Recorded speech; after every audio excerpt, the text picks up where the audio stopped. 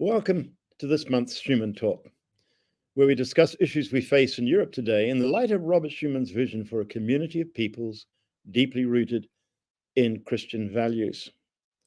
You see, it was on May the 9th, 1950 at 6 p.m. that the French Foreign Minister, Robert Schuman, gave a 3-minute speech in which he laid the foundations for the European house, where today 500 million Europeans live together in peace and cooperation. That's what makes that moment, May the 9th, 1950, the defining moment of post-war Europe, because it launched the European movement for peace and unity that has led to today's European Union. And that's why we send out the Schuman Talks each month on the 9th day at 6 p.m. to highlight this particular event. The vision of Robert Schuman for a community of peoples deeply rooted in Christian values is a vision that he had for the European community, has become known as European Union, that is a story that's often not told. And so today, our guest is Dr. Hendrie van Maanen, is lecturer at the Christelijke Hogeschool in Ede. That's a Christian University of Applied Science in Ede. And welcome, Hendrie. You and congratulations on having just launched this book, which has a Dutch title. It's all in Dutch, but it's Europe and the Way. The Way being Christianity, the original name for Christianity. And there's going to be a symposium next week, actually in Ede at your college, where you launch this book. And so we'll ask you to tell us about this book, but first tell us a bit about yourself and what got you interested in Europe, and where have you been outside of Europe? You've been involved in teaching elsewhere. Tell us about that. Yeah, thanks a lot, Jeff, for having me here.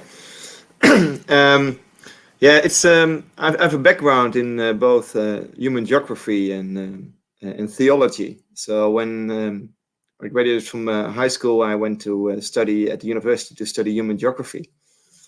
And studying human geography, I was specialized in Eastern Europe. So I visited many countries in Eastern Europe: Romania, Russia, Moldova, all the countries in the East. And there I got acquainted with Eastern Europe, but also with the religion of Eastern Europe, predominantly the Orthodox Church, which intrigued me in a way. After I finished geography, I started studying theology, also in Utrecht, and I did my master's as well in theology. So, Hendrie, was this after the wall had come down? After. Yeah, I studied in the 90s, so I'm not that old yet. 49, Jeff. So my first visit to Eastern Europe was actually, I think, in early 90s, in 94, something like that, in Romania. So that was my first acquaintance with Eastern Europe. But I have a difficulty in pronouncing it Eastern Europe, because we have Western Europe, we have the Central Europe, and Eastern Europe. Yes. And Central Europe is Catholic, and Eastern Europe is more Orthodox, of course. But when I studied theology, I was involved also with a foundation, and where we taught at a university in Romania. And it was a foundation that was involved with actually teaching Christian values in a post-communistic university, where people were heading for capitalism and were embracing the values of capitalism, individualism, and materialism, and things like that. And we had a kind of a vision, though it was a very small vision, that capitalism might be good in itself, but if you just accept capitalism, it's you will miss something. So we started to teach in different areas, in journalism, in economics, in social work, in psychology. We started to teach at a university over there with some Dutch professors in actually bringing Christian values in the education, which was quite fascinating. And for me, it was a further acquaintance with Eastern Europe. So I graduated and I started teaching here, also here at the Education University of Applied Sciences. And of course, I got married. I've got 2 wonderful daughters and a wonderful wife. But apart from that, we lived in Utrecht, in the center of the Netherlands, a wonderful medieval city where Christianity is still alive, fortunately. And after a few years of working in the Netherlands and after graduation and things like that and doing research, I was asked to work for the mission organization of the Protestant Church in the Netherlands, the PKN. So in the Netherlands, there's a big traditional Protestant church. I have a traditional Protestant background myself as well. And this mission organization is called Kerk in Actie in Dutch, asked me to come and work for them in Thailand. Church in action. Yeah, Kerk in Actie, Church in Action. It's the translation from that. Yeah. And we accepted this calling to go abroad and to work in Thailand, in Chiang Mai, the northern part of Thailand, where I was working at the university and especially at the theological seminary of the university, Payap University. And the interesting thing is what they did and why they were asking professors from abroad to help them was that they had an English program, a Master of Divinity program. And this English Master of Divinity program was especially for students coming from the area, from the region of Southeast Asia. So many students from Myanmar and China and Laos and Vietnam. And those students wanted to further do their studies in theology. But they didn't have any money to go to Singapore or to any American college or whatever. So therefore they created this program. But in Thailand, as you may know, there are not many Christians. So they didn't have the capacity to teach this English program. And therefore they were dependent on professors from the West, America, Europe, Australia, to teach in that program. So I was asked to teach in New Testament and church history, which I did, which was a wonderful experience. And after 4 years, my eldest daughter had a lot of pneumonia, so we had to get back after 4 years. And we went back to Ede, and I was invited again to teach and work here at the Ede Christian University of Applied Sciences. And so I do. And I'm teaching here European culture and Christianity in Europe. So those are my main courses here at the university that I teach. Now, you wrote an article recently in a Dutch Christian magazine, new of course. You mentioned your time in Chiang Mai, and you mentioned a Chinese student coming to you with a question. Would you tell us about that? Yeah, it's a wonderful story, actually. It's one of my students, I think it was in the second year I was teaching there. We didn't have many students from Thailand. And one of my students, there were a few of them, 2 or 3 students from China, sorry. And one of those students was called Justin. His Western name was Justin. And he came to me, and it was just before the course started in church history. And I was first touching the section about church history in Europe. And then he came to me beforehand and he said, well, Hendrie, please, I want to know everything about the church history in the Netherlands, how it was, what happened, and especially also the situation right now in Europe and in the Netherlands especially, because I think it's the foreland of what is ahead of us as Christians in China. So he wanted to know everything about Europe and Christianity in Europe, because according to him, it has brought many values. It has brought so many good things to European society.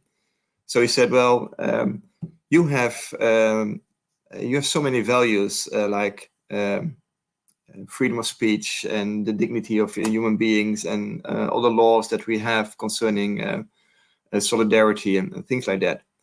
And I said to him, well, I want to tell everything about Europe, and I will tell you everything about Europe and European history.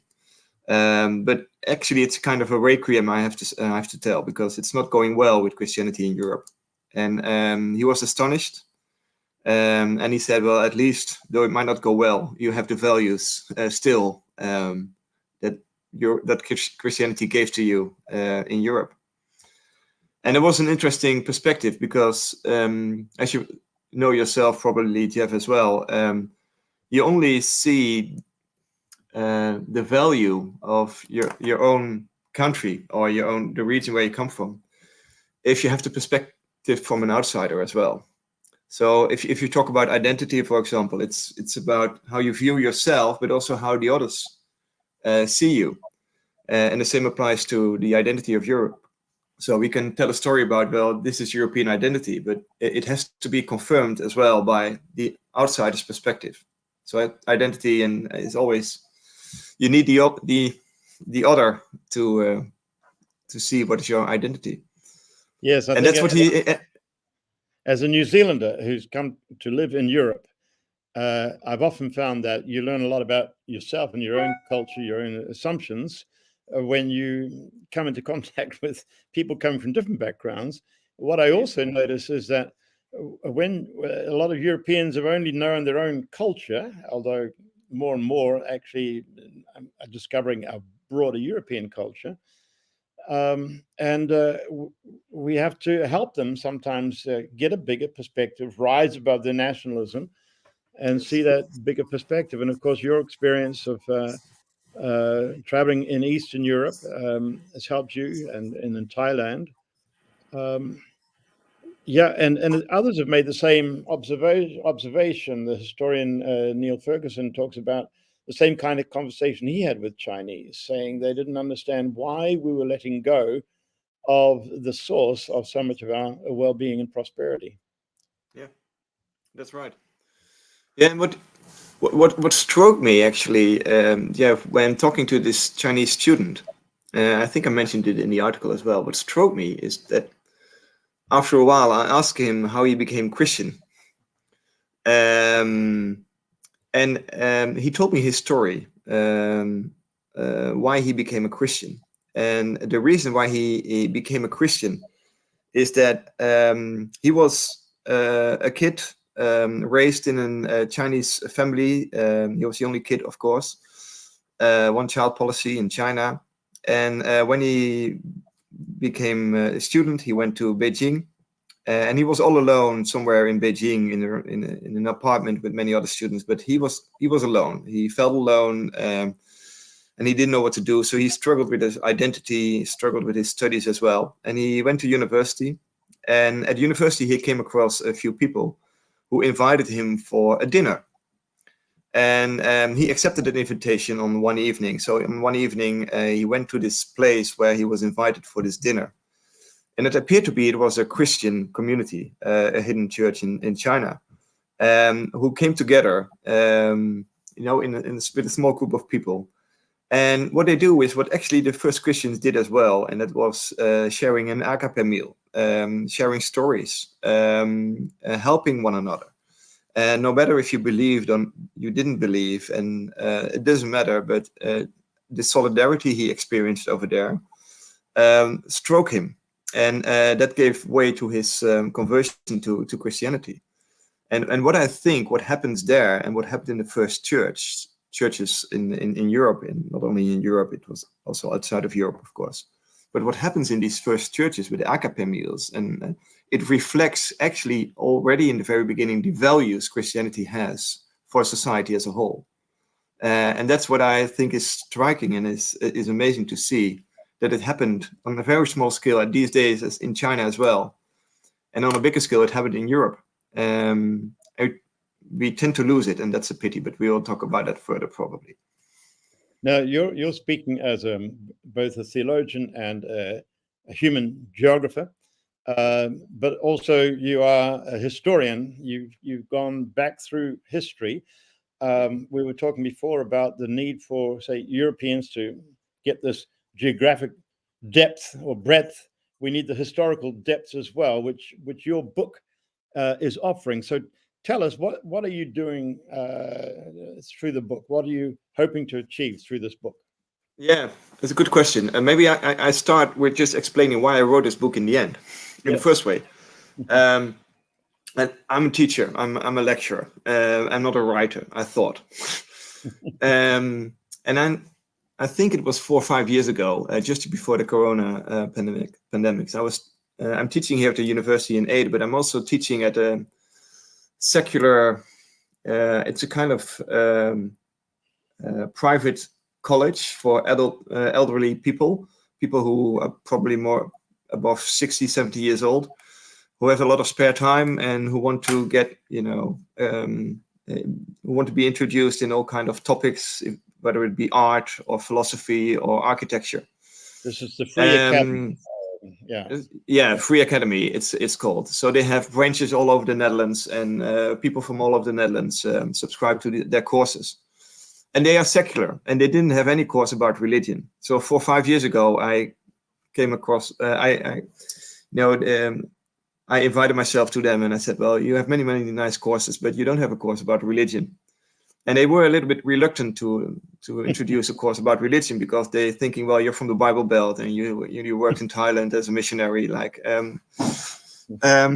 what are you going to tell us? And I said, well, no, I'm not going to do any mission. No worries. I just want to tell you the story, because I think it's important to know where your roots are, where you come from, in order to know where you're heading to.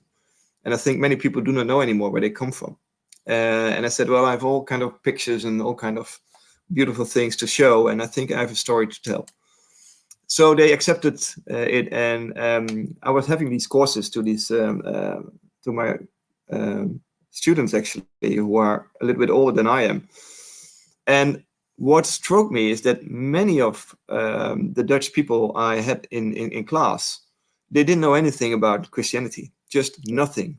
Mm-hmm. I even met psychiatrists in Amsterdam, highly educated, in his 70s, and I had to explain to him what baptism is. I had to explain to him, what happened in the 4th century with Constantine, where our deepest values come from. And so I was teaching all these courses to them, and they said, well, please, Henry, can you write a book about it? I said, well, there are many books about church history and things like that, and the book of Tom Holland and things like that. But they said, well, it's too difficult, and we're not going to read a big book with complicated theological issues in church history. And that's when I was triggered to write a book, and to write it in short stories, because this book is about more than 50 stories, short stories, 600 words each story, something like that, accompanied with a picture. So it's a book. Actually, the way I teach, and in my classes there are both, people who are highly educated, who know something about Christianity, and people who do not know anything.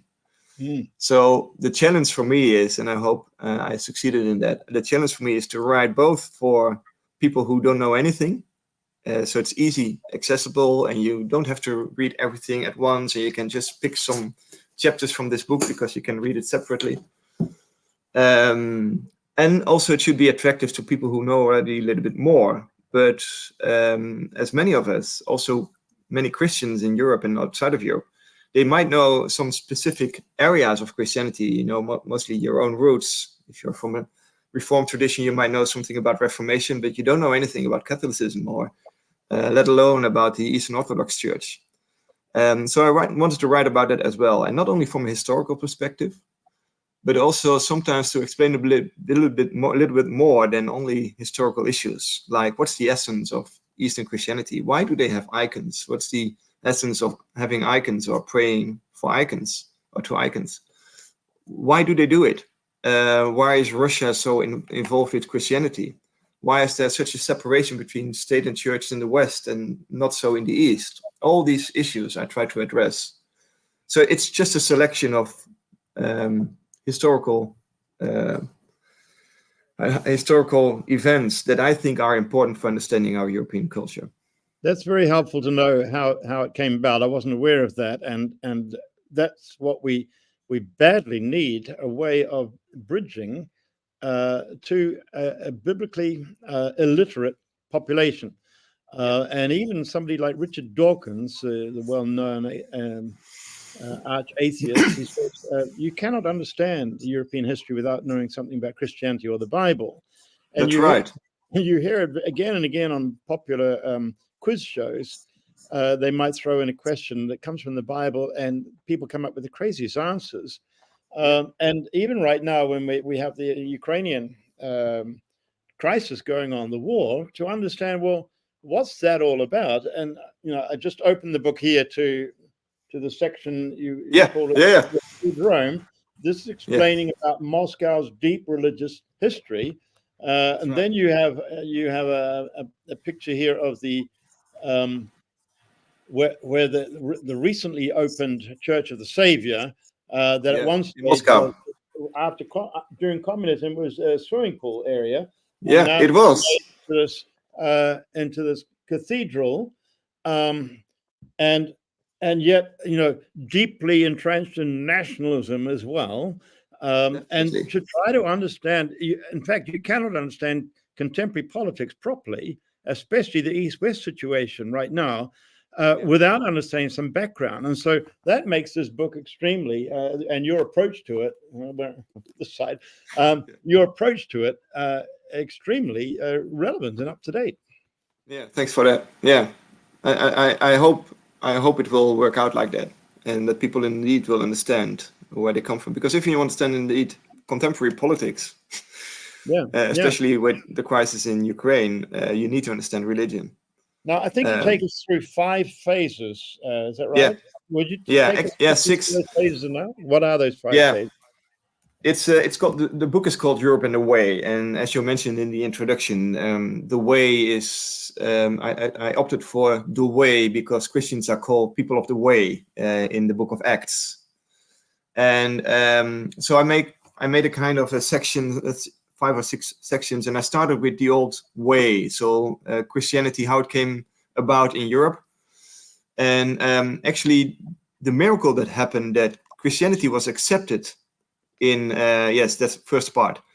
How can it be that Christianity was accepted as a state religion in the 4th century? So what happened actually? And it's not only about the dream of Constantine that we all know about, but also the question you have to ask yourself: what adaptations has Christianity made in order to be accepted by the populace? And so that's the first section is all about.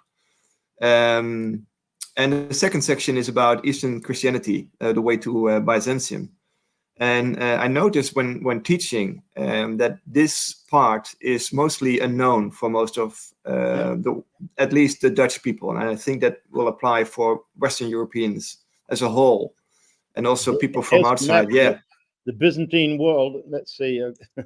Indeed, the Byzantine world it's fascinating, and actually it's the oldest. Maybe it belongs to the oldest Christian churches in the world. That tradition. And it's been thrust in our faces right now with all that's been happening there, and we realize that we've had blinkers on because we are children of the Reformation, and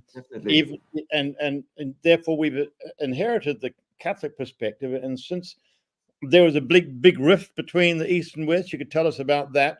And since that time, we've only had an eye for, especially since the Reformation, we've only had an eye for our own country because our Protestant churches were so territorialized. Definitely, you are helping us to see the bigger picture. Well, the big schism happened, of course, in 1054 when the Pope and the Patriarch of Constantinople excommunicated one another, and you know, when you read theology and when you study theology, it's so funny always. When I studied theology and when there was church history, the only explanation that was given for the big schism between Eastern and Western Europe was the dispute about the dogma of filioque. The Spirit comes from the Father, or the Father and the Son. An argument about the Holy Spirit, Indeed, and which is an interesting theological debate. And yes, there were debates about it, certainly, but you have to take into consideration that there were other arguments as well, and other reasons as well. The whole complex of culture, politics, and even the argument about whether or not we can use icons to worship God with. Indeed, and actually, I think the big schism happened already in the 6th century when. Pope Gregory the First, it was. He was the first pope who only used Latin and who didn't speak Greek anymore. So there's a disconnection from the Greek world after the fall of the Western Roman Empire, and especially after the 6th century. So hardly any people in the West were able to translate and to connect to the Greek heritage of Christianity. And that's a crucial element, I guess, for developing the Western culture and the split between the West and the East, because the Greek culture and what happened over there, just continued and evolved in the eastern part of Europe, and also in the Islamic part, in the Middle East. And in the West, we only came across this heritage again in the 12th century, when there were the Crusades, and in the 15th century, when Constantinople fell in the hands of the Ottomans. Then we got acquainted again with this Greek heritage, which contributed to Renaissance and all the things like that. Yes. But this split between the Greek and the West, Latin and the Greek world, happened already a little bit earlier than the 11th century, in 1054.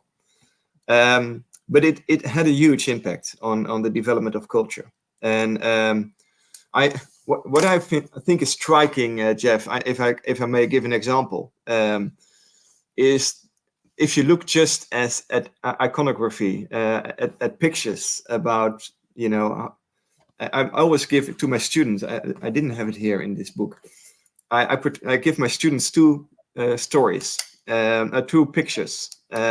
One picture is a crucifixion picture from the West, from the 15th century. And one is an icon of the crucifixion from the Orthodox Church and heritage. And if you look, and we're all familiar, even if you're not Catholic, we're all familiar with the crucifix in the West. It's a suffering Christ. Yes. And mostly these images, these pictures are very dark. The background is dark. And you see a weeping Mary and a weeping John standing beneath a cross. And you see the body of Christ, it's a body full of pain and blood. And sometimes it's awful images you see. And so that's the perspective in the West. And there's a story about Dostoevsky going to I think it was in Switzerland, where he went, and he came across a kind of an image of Christ like this, and he said, "How can you believe in a Christ like that? I believe in a resurrected Christ."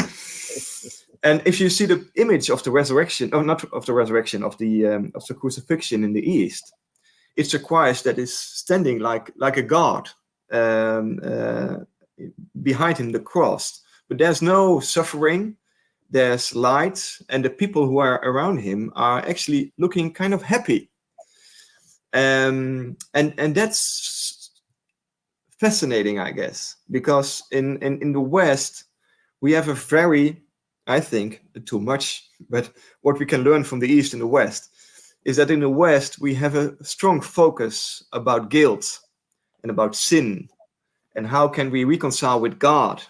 And that's all, Paul writes about it as well, but we have a very rational, very rational portrayal of sometimes of how to connect with God. Whereas in the East, the idea of guilt is much less there. It's more a culture of honor, of course, and shame. But in the Eastern Church, everyone is already saved. You belong to Christ. Christ is taking Adam and Eve out of the tombs.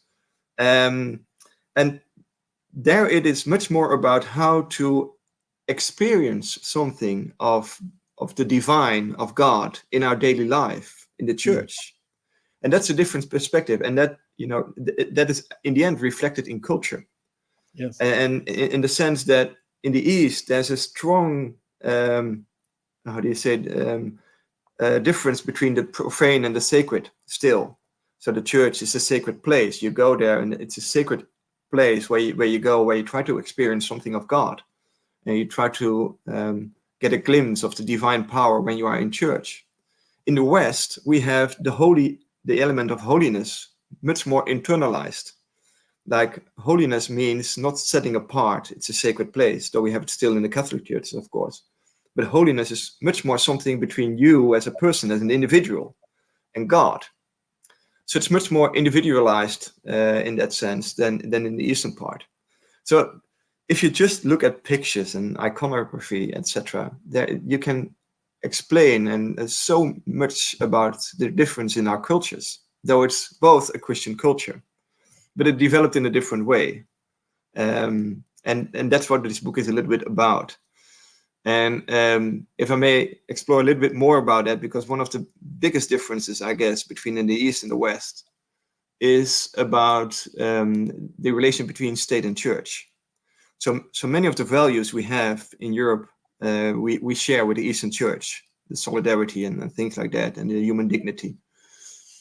But when it comes to the relationship between state and church, there we have a completely different perspective, and Christianity is different. Yeah, hence the double-headed eagle. That's right. Representing church and state together. Yeah. Yeah, that's right. And in the West, we have, of course, the investiture controversy already in the 12th century, where state and church are getting separate because of the issue about who can appoint a bishop. Is that is an emperor? Does he have the power to, or the how do you say that in English? Can he appoint a bishop, or should it belong to the Pope? Is the Pope only ordination? Yeah, ordination, indeed. Yeah. So this whole debate, it happens in the Western world. Yes. And you're getting us now into this section here, the third section. Oh yeah, I was talking about the sections. Yeah. Yeah. Yeah.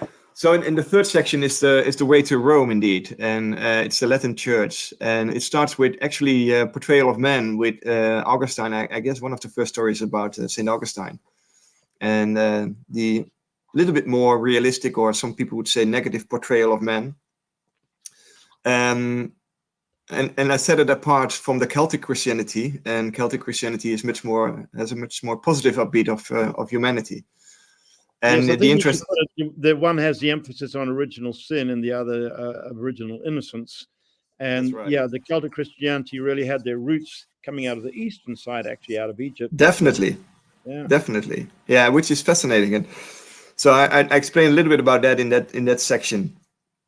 And I also explain a bit more about how Christianity was accepted in the northern part of Western Europe.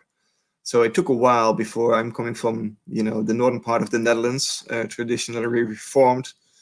But I always say to my students that our ancestors were only Christianized in the 9th century, maybe even in the 10th century. So this is outside of the Roman Empire, across the north side of the Rhine River, north and east side of the Rhine. Yeah, and it took some time before we got Christianized, indeed. And this whole area is also about, of course, the Crusades and not only the negative part about the Crusades, but also what it brought to Europe in a strange way. So we got acquainted with the Greek world and the Arab world, and that gave an immense boost to our culture. So that's what I try to explain in that section as well. And also in that section, I just have a short story about the Catholic response to Reformation, which I think is interesting. The Catholic response is, they reformed the church, and many issues came from this Council of Trent in the 16th century. But one of the things that strikes me most is that in addition to Reformation within the Catholic Church, they also try to set apart their church from the Reformed Church. So they put an extra emphasis on the devotion to Holy Mary, the Holy Mother, and in order to stress that we are different than the Protestants, completely different. So they became more Catholic, yeah. In that sense, more Catholic. Well, in that you mentioned Europe, because just I may be a little bit associate. What you mentioned in the very beginning of this talk, Jeff, is the 9th of May, of course, with Schuman. But the declaration of the start of the European economic era in 1957, the declaration was signed on the 25th of March 1957 between the 6 countries. And why on the 25th of March? It's a very holy day for the Catholic Church, because it's the annunciation of the birth of Christ. Yeah. And also with the emblem of the stars, Mary is there in the Catholic in Europe, very much so. This has been part of the Protestant aversion to Europe, and has prevented us from realizing actually there are much deeper values that we can share. We shouldn't get sidetracked by some of those things. Yeah. No, So that's right. That's right. Now into the Protestant era. Protestant era. I think I start with the image of Dürer. So I start with just giving the explanation about the 16th century, and the question, of course, is why didn't it happen, the Reformation, in the 14th century with Wycliffe and people like that, and after him Huss. So why did it only happen in the 16th century? So I think the time was there in the 16th century to have this mass movement. And it's not something new, because what I try to stress is that Reformation didn't come out of nothing. It was already there in the 14th century, and actually before that already. Yes. But Luther had the momentum. Even here in Holland, the Brothers of the Common Life and the Modern Devotion, definitely, was a very important geographer, movement. I don't think we're so aware of that in Holland, but it was a 200-year-old renewal movement that was taking place. And I'm speaking to you from Amsterdam. There were 20 monasteries here, and virtually all of them were strongly under the influence of this movement. And their main devotional book was The Imitation of Christ, compiled by Thomas à Kempis, which many Protestants also found very, very helpful. Yeah, it's interesting, isn't it? Mm-hmm. Yeah, it's very interesting. So in this section, I talk about the Reformation, of course, and I talk about Zwingli, and if you talk about the Netherlands, we have these ugly white churches, traditional churches, and we wiped out all of the statues, etc., in our churches. And many of the people think in the Netherlands that it's the reason behind it is because we are Calvinists. But actually, Calvin took that idea from Zwingli. So Zwingli has to be blamed for that. in that sense. You go to the Grossmünster in Zurich, that's really indeed stark. It's just very, very plain. Yeah. And anyway, but what I try to stress in this section as well is not only the Reformation, but also the differences between, for example, the Anglican churches and the Reformed churches, but also the Lutheran churches, the state churches.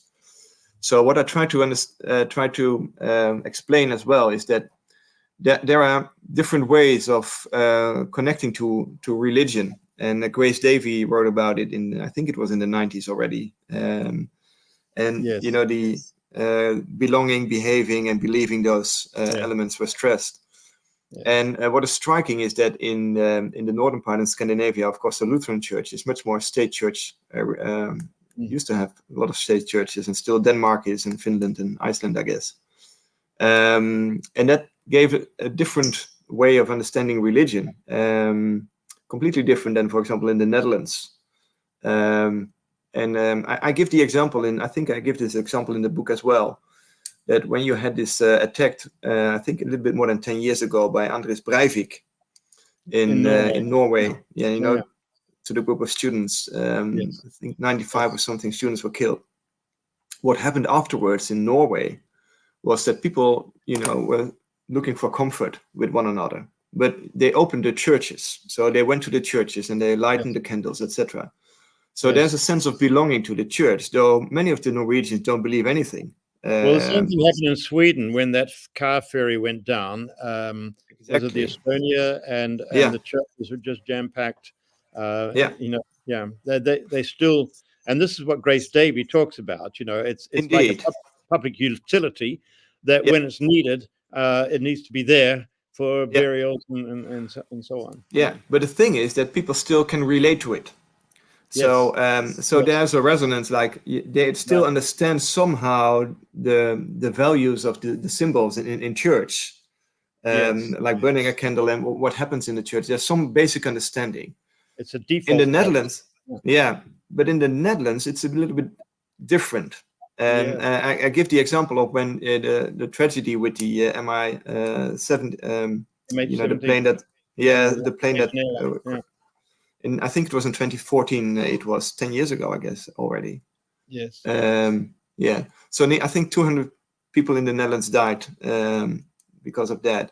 But what happened afterwards is there was a kind of service, a kind of memorial service, but it was not taken place. It didn't take place in a church. It took place somewhere in a very anonymous building, and it was a very respectful service. But there were no religious symbols or icons or whatever. It was not in a religious place. Yes.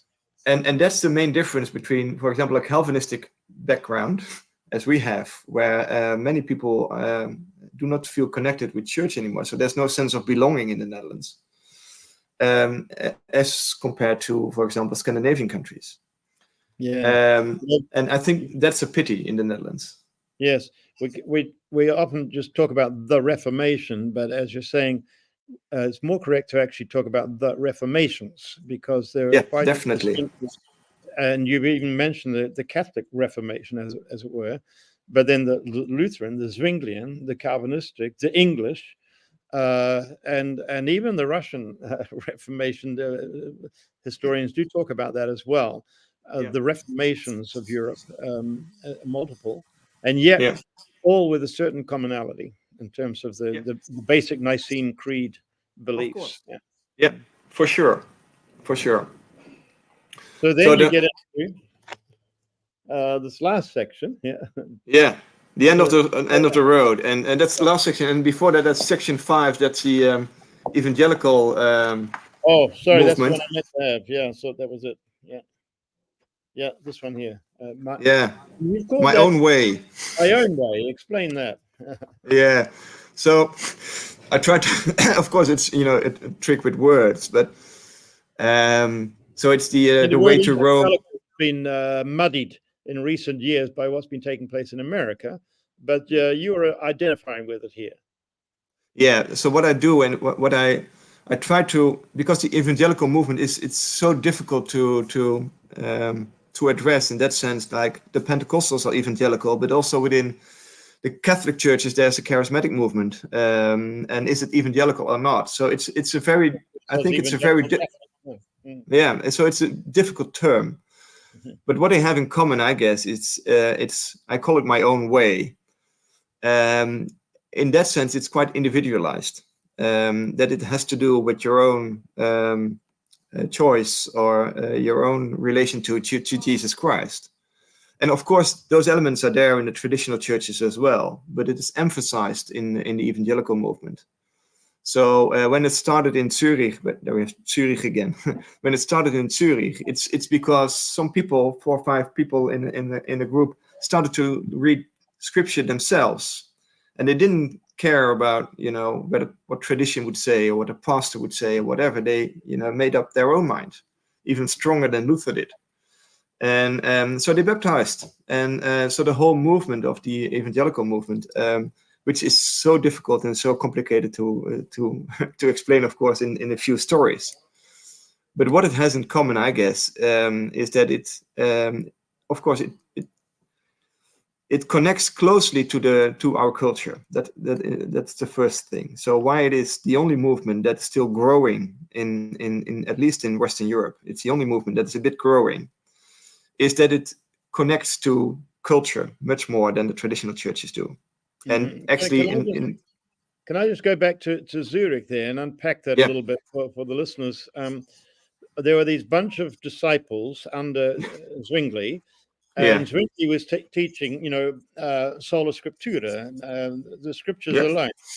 And Definitely. what they felt was that he was not going far enough. He wasn't being radical enough, going back to the original definition of what it meant to be a Christian or what it meant to be church. Whereas Zwingli was aware that if he pushed too far, he could split society. But they were not concerned with that. They said, a true Christian is someone who is really putting his life or her life under the lordship of Christ, and the true sign of that is therefore the outward sign of that is baptism. Now, what you're pinpointing here, this is really the beginning of the evangelical movement, the free church, which actually has become the biggest in the world. We're not aware of that, but in Africa, China, India, Latin America, this is really where it started, and we've always seen that as a fringe movement. We talk about mainstream Protestantism, but this has actually become mainstream. So you bring up a very important starting point here. Yeah. But back to where you were at, then you were explaining that the evangelical faith in some ways connects with the culture we're in right now. Yeah, that's right. And that's one of the reasons to explain why it is successful, if you can call it successful, why it has why it is quite popular. So if I just give an example, Jeff, last week I had to give a course to my students here about religion in the Netherlands. And what I showed to them is 5 different church services from a Sunday morning. And the first 2 minutes, I just showed them the first 2 minutes from a Reformed church, a traditional church, a Catholic church, another traditional church, and an evangelical church, Mosaic in Veenendaal, close by here. And I asked to them, well, what church will still be there in 25 years? And they all said, well, the evangelical church. And maybe the Reformed, the church from the Reformation, the very traditional church, because it's very traditional. The church service was packed with people still, but predominantly the evangelicals. And why? Because it connects to culture. And if you want to understand Christianity indeed in Europe, the reason why Christianity has been so fruitful in Europe is that it had the ability to adapt to culture. Well, in one way, it's of course very positive that you can adapt to culture and that you can move on and, you know, maybe change your outer appearances or whatever, that the essence will still be the same. On the other hand, there can be a danger in it as well. And what I see as a kind of a danger from the Christianity, from the evangelical Christianity, not a danger, but what I think is a little bit tricky in the evangelical movement, though I'm very positive towards the evangelical movement, but what I think is a little bit tricky is that the emphasis on the individual and the emphasis on detraditionalization, so the tradition itself doesn't count anymore. Well, what you see is that it embraces the value of self-actualization. So you have to, you know, you are a person in this world, and you have to make something out of your life, and that's also embraced by Christianity, evangelical Christianity. And the idea, it is stressed, but in my opinion, it's a little bit less stressed. The idea that you belong to something bigger, the idea that you belong to a tradition, that you stand in a culture, historically, but also geographically, and that you are just a tiny detail, tiny person, you know, in this whole movement of Christianity. And that there are other values like loyalty and solidarity and human dignity that are maybe more important than, you know, actualizing yourself, your own person. So I think I love the idea that, you know, Christianity is still, you know, thriving in these churches, and that they can, you know, address and be very attractive to many young people, especially. But what I do not like is the stress on the individual, because it's too much closely connected to the culture, and elements in culture I dislike a bit. Yes. And so much of our worship is me and Jesus. Yeah. Even, you know, I've just been in a worship time even this morning where a lot of us together, but it was all I exalt you, not we, you know. Yeah. Yeah. Now, the symposium that's coming up next week, you posed the question there on the invitation: does Europe still need Christianity? Correct. I'm asking you to give us a spoiler here. What's your answer? Well, there are at the symposium next week. It will be here at the Education University of Applied Sciences. So if people who are listening and are accidentally in the Netherlands, be very welcome indeed. It's free. So it's 3 o'clock Friday, right? Yeah, it's on a Friday afternoon. Yeah, 3 o'clock. There will be. I will give a short speech, but also 2 other people will give a speech. And one of them is Evert-Jan Ouweneel. He's a cultural philosopher, well known in the evangelical world as well. And he will actually give a talk about we do not need Christianity anymore. That's probably his angle. So Christianity is not needed anymore for a thriving Europe. He will give that speech in order to, make people think. The other person that will speak is Professor Dr. Helene Mudder van den Berg, and she's a professor in global Christianity, and especially she's specialized in Eastern Christianity, so in the Christianity of the Middle East. And she will turn the question around, like, does Christianity need Europe? ? And I will try to give an answer on the question you addressed. Indeed, does Europe need Christianity? And I think we need it, but I think it's very difficult. And I think one of the big problems we face these days is the following. Let me give you first, I think one of the images I will show up and bring up in the speech next week is a positive image, and that's the image of a kind of way, a positive image, and the image of the Notre Dame in Paris that burned down exactly 5 years ago. So in mid-April, it will be 5 years ago that the Notre Dame was burned down. And there's a beautiful, iconic picture of the burned down Notre Dame. The roof was destroyed, etc. But you still see a cross, a blinking cross, in the apsis of the Notre Dame. It's a beautiful picture. So I think I will address that, because what happened in France at that time, and I think that is striking, is that many people mourned about, the tearing down of this beautiful church. And according to Macron, he said I don't recall it exactly, but he said something like, well, the soul of our country, is touched. Even French Muslims, yeah. Unbelievable, isn't it? Mhm. I think that would not happen in the Netherlands. If in the Netherlands the Dom Church would burn down, I think there will not be any weeping or whatever mourning about this destruction of this beautiful, iconic church. Yeah. Not at the same level, definitely not. And it tells something about France, and it tells something about many countries in Europe where Christianity is still a part of the cultural heritage. And in most of the countries in Europe, still, the majority of the people are still belonging to a church. And majority of the people somehow are connected to the church, and the baptism is still there for many people. But what happens in Northwestern Europe, in the Netherlands especially, but also a little bit in England and in Scandinavia, is that something else is happening. And I'm afraid that will broaden its way to Europe as a whole. That we do not belong anymore to a church, first, and that we do not know anything anymore about Christianity.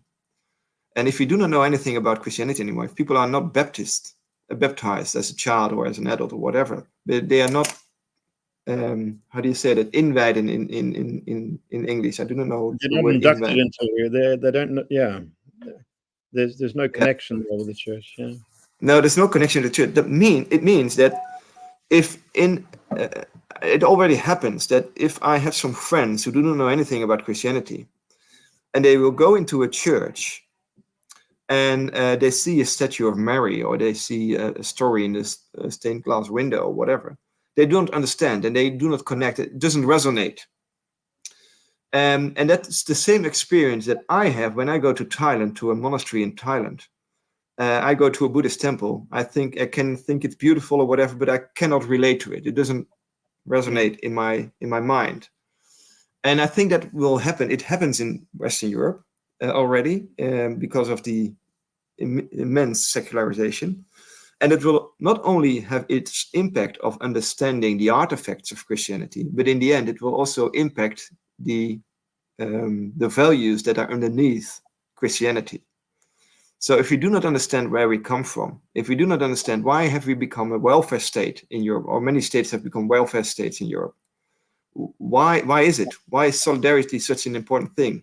Why is the stress on human dignity and such an important issue in Europe? If we do not have the connection anymore where we come from, then we do not know anymore where we are going to. And that's a threat of the values of Europe. And that will give way to new movements, populistic movements that will come across already in the next elections that are coming up. Yeah, well, I want to talk about that with you. But just let's stress this aspect of we need to help people understand that values are not just something that governments think up or intellectuals think up. Um, they have come from an understanding about whether or not there is a God and what kind of God he or she is. Um, Yes. and the Christian understanding, standing on the shoulders of Judaism, is that we've been created in the image of God, Imago Dei, and therefore every human being has intrinsic value, and that's where dignity comes from. Hence the opposition to abortion, to euthanasia. But without that understanding, we're just accidents in history, slime plus time, and Yeah. that means. I mean, there's a debate coming up on Thursday in the European Parliament about whether or not abortion should be seen as a woman's right. Um, there will be drastic changes to our whole way of life if we are consistent with the idea that we're simply accidents. And so, telling the story that you're telling also in this book is a very important task for us. But you've just started to say now, in the places where the church uh, has disappeared or been pushed to the side in society, we're seeing strong populist movements coming up. And in this New Course magazine article that we referred to earlier, you raised the question, where's been the pushback from Christians Yep. on the populist narrative? That's Um, right. what yeah, what would you want to say to Yeah. Christians in the light of the upcoming elections? Yeah. What I think was one of the main problems with Christianity these days is that Christianity is closely connected and closely associated with mostly moral issues, important issues, but moral issues like family issues, gender issues, issues about, like you mentioned, abortion, euthanasia. And the thing is, populistic parties embrace those identity issues. They will say the same as Christians say concerning this more conservative values Christians have. Well, if you focus as Christians only on those moral values, you only tell half of the story. Mm. And if you keep in mind what Schuman and Adenauer had in mind for Europe, is that Europe is a community where solidarity and where the human dignity, as you mentioned, is something worthwhile striving for. The values are broader than only the values of moral issues, of moral uh, Yeah, uh, issues concerning identity. personal morality. Yeah. And just gives you just one example. Just gonna give you an example, Jeff. Um, from I think if you just look at the Ten Commandments, if you just comes to my mind, the fifth commandment is the honor of the father and the mother. There are many explanations in Judaism about how to explain this commandment, but one of the explanations is that when the people of Israel were in the desert and they get this commandment, like honoring the elder people, your father and your mother who were elder, meaning you cannot leave behind your mother and your father in the desert. So if people who are weak, are elder, are left behind, that's something that was done by the majority of the nomadic people, because Mm. otherwise you will not survive. The Mhm. commandment that Judaism got is that the people who do not count, who have to be left behind, you cannot leave them behind. And underneath is this value, like the widow and the orphan, the poor, and the people who cannot come along in society, in our capitalistic society. Those are the people that count, that need to be taken care of.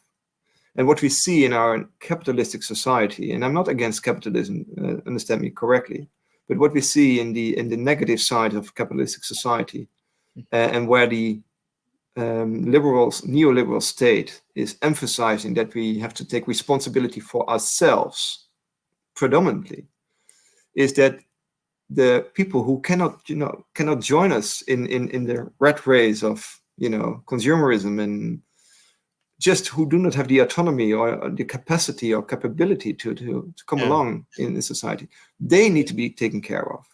Yes. And I think that Christians should stand up for those people, whether it be migrants, whether it be elderly people, whether it be people who are just suffering from the bad sides of society. We need a voice for them, not only for identity, because identity is something that is, the populistic parties love those issues. Yes. But I think it's much more broader than that.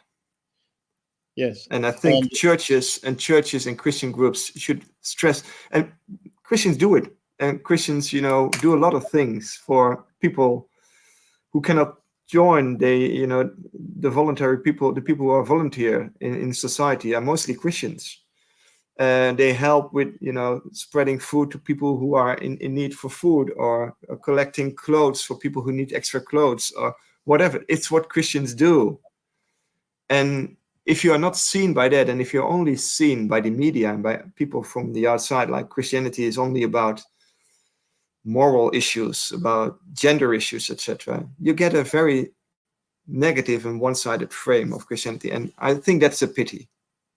So we should stress the other elements of Christianity much more in order to be seen.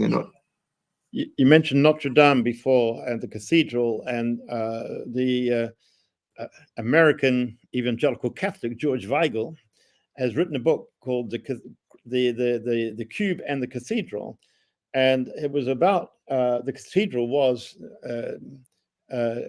Notre Dame, and the cube was the defense arch in Paris that could actually swallow the cathedral if you put the cathedral underneath it, which is a deliberate kind of humanistic statement to say rationalism can swallow up all the superstition. The question was, which of these two worldviews will sustain the future? And this is what I hear you saying. Europe needs Christianity because it brings the deeply rooted values of human dignity, etc., that are needed for sustainability. And so I want to thank you very much, Hendrie, for, in the first place, writing this book, in the second place, for joining us in this Schuman Talk.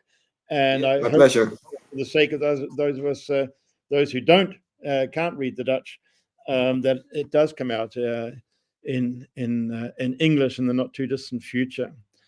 And so thank you, Hendrie. I want to very much show my appreciation for all you've been sharing with us, and the fact that you've been stepping out to this Vrije Academie too, and bridging, speaking into people who've become biblically illiterate, that you've been bridging that gap. And I think we've got to all find the ways in which we can speak this biblical understanding to our neighbors. So thank you, Hendrie. That's right.